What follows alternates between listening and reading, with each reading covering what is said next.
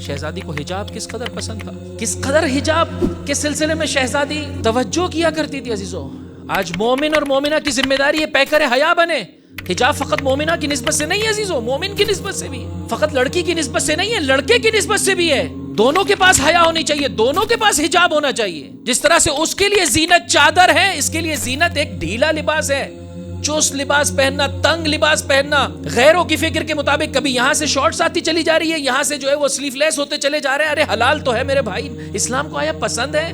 حتیٰ یہ وہ موارد ہیں کہ جہاں پر اسلام یہ کہتا ہے کہ اگر گناہ میں پڑنے کا خوف ہے، اگر یقین ہے تجھے کہ تو خود یا سامنے والا گناہ میں پڑ جائے گا، حرام ہے یہ کام۔ بس حجاب فقط ایک جانب سے نہیں ہے، دونوں کے لیے حجاب ہے۔ وہ بیوی جو حجاب کو اتنا پسند فرما رہی ہے، حتیٰ نامحرم نابینا ہو اس سے بھی حجاب فرما رہی ہے۔